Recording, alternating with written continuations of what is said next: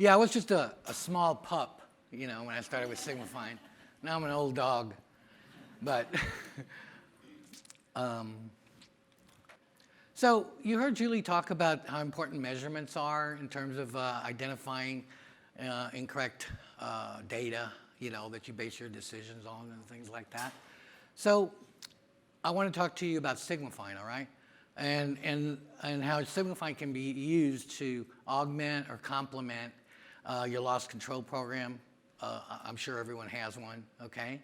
But a lot of times it's done by different departments.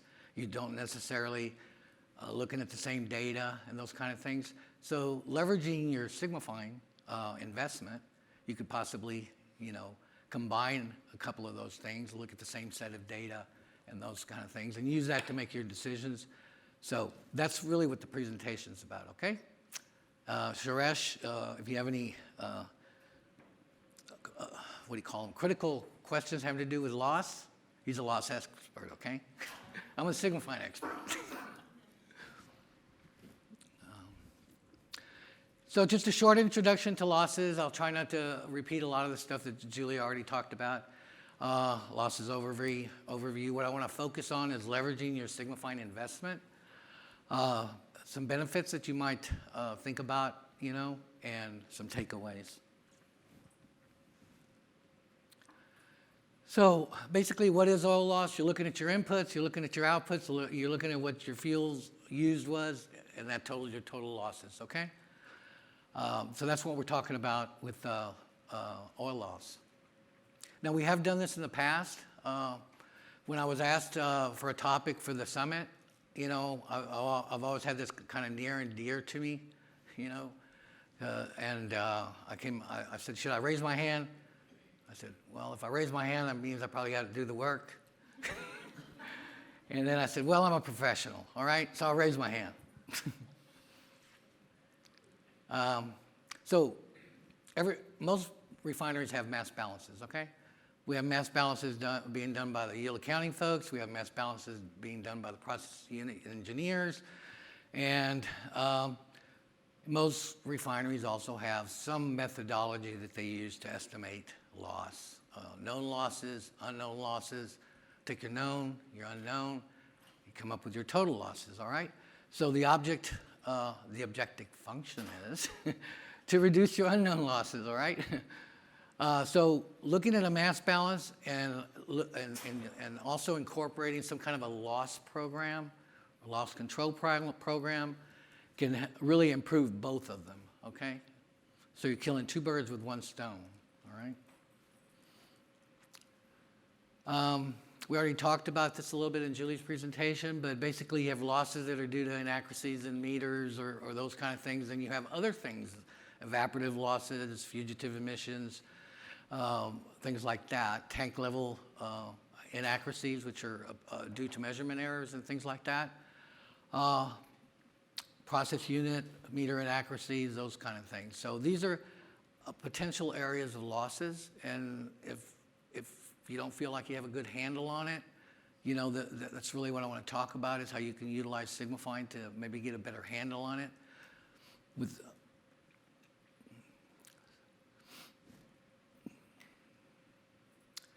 So if we look at the slide that Julie presented, I just wanted to reemphasize that the key is poor measurements, okay? Or inaccurate measurements, all right? Or non-measured measurements, all right?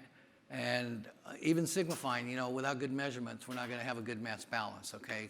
So you basically have inaccuracies coming in, inaccuracies coming out. So it's important to recognize that, and it's important to recognize where you don't have measurements, where you may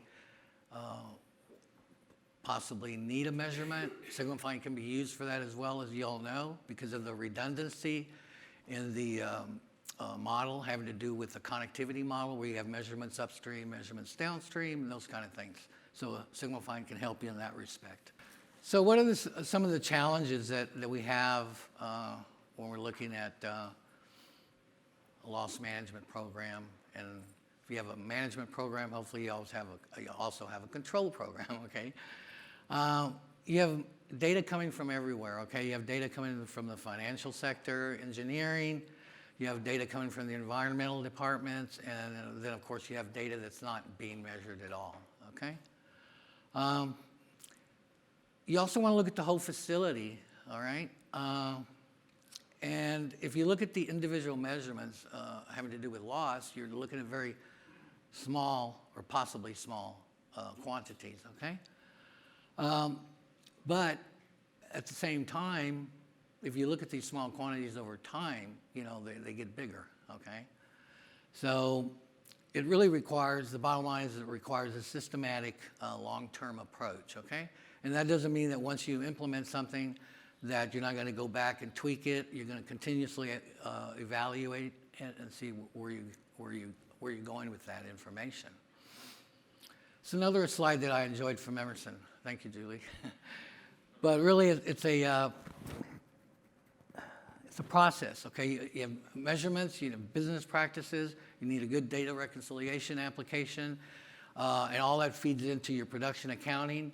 But then again, you need to have a loss control program, and then of course the arrow shooting back again is that after you look at your loss control program, analyze the results that it's producing, you need to revisit it continuously and stay on top of it, okay? It's not like your tank strapping tables that you're going to implement and leave them there for 10 to 50 years, okay?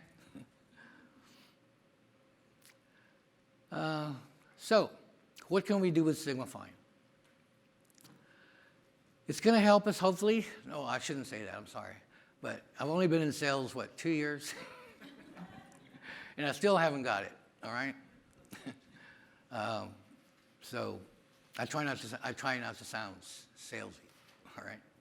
But anyway, with the Sigmafine loss control model, it's going to assist us to help identify the types of losses, okay? And it's going to help us quantify those losses. And it's going to, by doing that, it's going to expose the information that we need to go ahead and either decide we want to talk to the loss control department and partner together, you know, to go ahead and improve the data that's coming out of it. This is a confusing slide, okay? But basically, what we want to do is we want to reduce the unaccountable losses, which is the purple, okay, which is the 1%, all right? So, like to propose or not propose, but generally the methodology or the control program requires an assessment, okay? Julie talked about that in her presentation, saying you want to assess where you're at, where are the potential target areas or potential opportunities, okay, that you want to focus on. So that's really what the oil loss opportunity assessment is referring to. So we want to go ahead and get the information that we need to make the decisions to either plan forward or what we're going to do or how we're going to approach it, okay? Then after we've done that, we decided, yes, we want to do it, okay? Then Sigmafine can go ahead and assist us in that voyage or journey, all right? Now, how's that going to happen? Well, we're proposing that we extend the model, and you're smiling again, why? Okay, all right. But that's okay, you can smile. I'd rather that than the opposite, you know? But, so we can extend your existing a lot of the people here are using Sigmafine more as a financial accounting, production accounting application, okay? So you can extend it to include some other things having to do with loss, all right? This is just an example of you can extend it to anything, you know, environmental, whatever. But the purpose of this talk is I'm going to take the approach that you want to extend it to help improve your loss control program, okay? What does that mean? Step one, extend the model. I'll now show you how to extend the model. Then we're going to go ahead and, of course, implement it. And then we're going to have some reporting come out of it to make sure that what was expected is what we're actually getting. And then you want to evaluate the results, okay? Now, this is something that, the good thing about it is, this is something that you can do on your own, all right? You don't need Sigmafine. I mean, not Sigmafine. You don't need services, all right? Okay? But, I'm sorry, what? Yeah, but the good thing is, but the second part of the good thing is that we're available, to partner with you to do this, okay? So, do you understand that, okay? So what we want to do is we're going to model, extend the model to account for unaccounted as well as accounted losses. We're going to monitor, and the way we do that is we're going to execute it at some regular cycle. And then based on the information that we get from it, and we are going to get some information on it, we're going to institute some measures for controlling that, those losses, or reducing them. That's really what we want to do, okay? All right, if we look at a normal financial accounting model, there's typically, it does account for losses, okay? But basically it's just it's just a stream coming off your process unit with some pseudo meter, meaning your guesstimate or estimate of what your losses are, okay? And you can do the same thing with the tanks, storage vessels, those kind of things. So,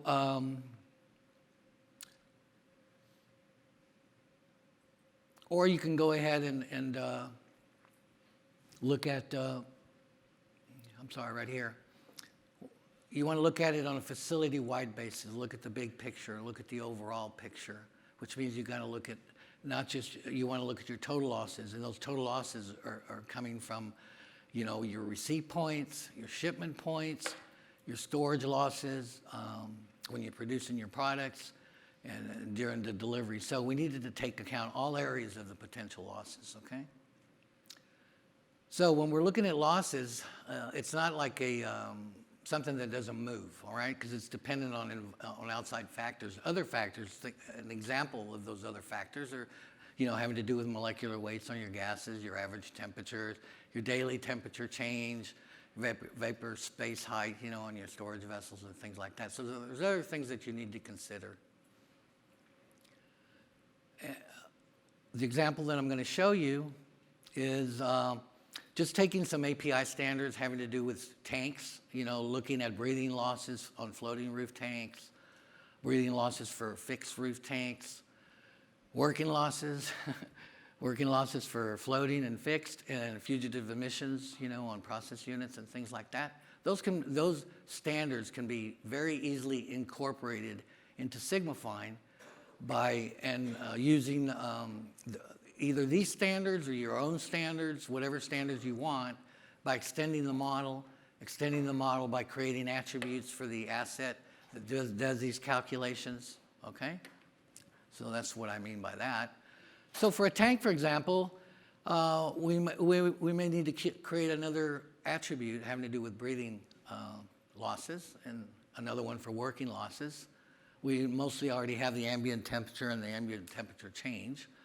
And then for the process units, we want to look at the fugitive emissions, the pressure, temperature, molecular weight, things like that.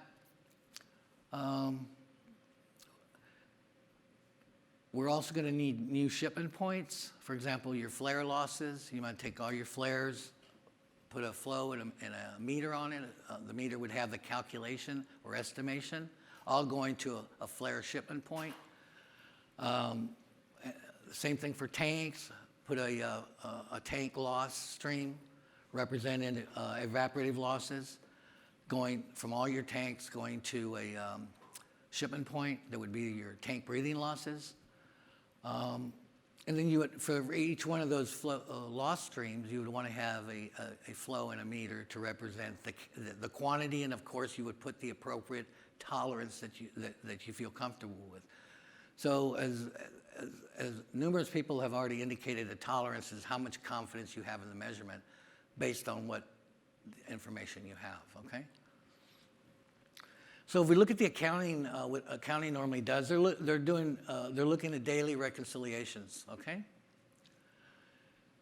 And they're working with a model that is going to give them their production and consumption in their inventories, okay?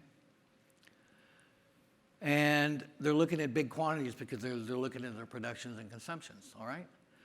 Now, when we extend the accounting model, Elizabeth was talking about the project that they're currently working on in Pascagoula, which they have a mass balance engineering model that the financial accounting people aren't using because it's only because of the numbers that they need are not there, okay?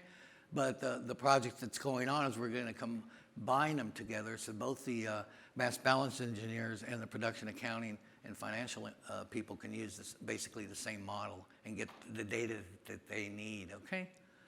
So this is very similar to this also. So we're going to combine the losses in the financial accounting model to also provide more value in using the Sigmafine application to go ahead and help out the loss control department, whoever that is, or whoever she is, he or she. I also worked with a colleague in Italy. His name was Pasquale. What's his last name, Massimo? Muno? Pasquale Muno. And he's a big Captain America fan, okay? So that's why Captain America is there, all right? Basically what he's saying is, okay, you have these two groups of people that are looking at different data, okay? Ideally, it would be nice if they're looking at the same data, one set of data instead of two sets of data, all right? So the accounting folks are looking at the daily reconciliation values, the non-extended accounting model, and there's significant quantities versus, the smaller quantities that the loss control people might be looking at. So the loss control is more of a monthly, extended. So what are these two people going to do, all right? Who's going to win out? All right. Well, it's not a question of win or lose. It's a question of collaboration and partnership. Okay. So we don't have to call Captain America here to keep from a riot coming about between these two groups. They're going to work together and make each of their lives better. All right. So we can organize, and I'm not sure everyone's doing this. Okay. Only because quite frankly, we haven't been really promoting it as much, all right? But you can organize a model into layers, all right? So you have different layers, okay? And you can choose to make them participate in your analysis or not participate. You could choose to make them visible or not visible, okay? So very easily you could create a layer for tanks emissions losses, create another layer for flares, and those kind of things, but then not necessarily impact the financial model. Okay, so that's the concept of layers. So including or excluding portions of the model as needed for the analysis. For those of you that are not using Sigmafine, the data that's being used is put in a context, okay? It's put in the context of an analysis, and it's also put in the context of a time context, okay? So that's one of the things that Sigmafine can really do well. So it can become a depository for both the accounting and engineering departments and also the environmental department. So on the analysis rules, what that would require is just creating another analysis rule. So you would have an analysis rule for daily runs and an analysis rule for monthly runs, all right? Using the same model. For the monthly loss runs, and we don't necessarily, the month is going to take the aggregate quantities for the whole month, okay? Now, since you guys are running the daily mass balance on a regular basis, you're really identifying and resolving issues and improving the data on a daily basis, okay? So then over a month's period of time, your monthly model is going to be better as well, and that's what we're going to look at for loss, okay? Now, it doesn't really depend on a month. It could be a rolling 30 days, but I'm sure that there's some things that have to be done at the end of the month that maybe you can choose to have either rolling 30 days or not, but that would be an easy option as well. So here we just have an example, and I apologize, I didn't have time to create one. So these are pictures, but on the left we have the accounting model, on the right we have the loss control model, okay? Loss analysis model. And the difference between both is the one on the right's prettier, I think, okay? It's got more color. But all those extra streams that we see are representative of the loss streams, okay? So we can turn them on, we can turn them off.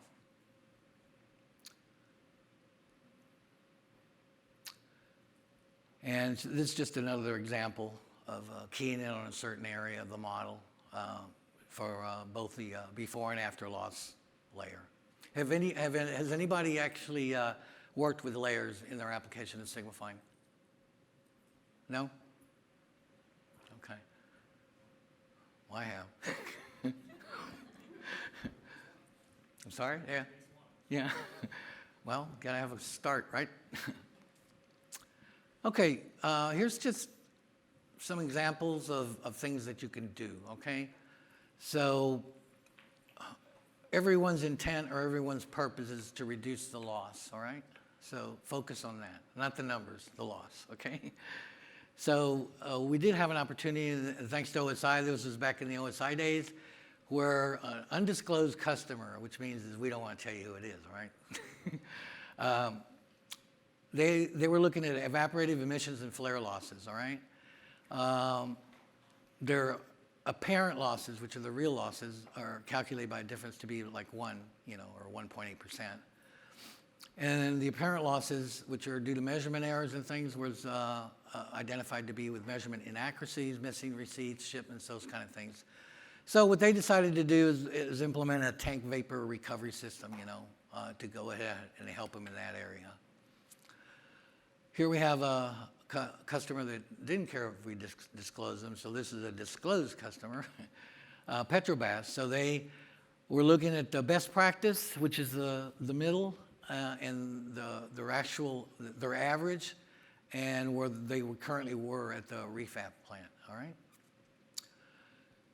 So once they implemented this, what did they find out?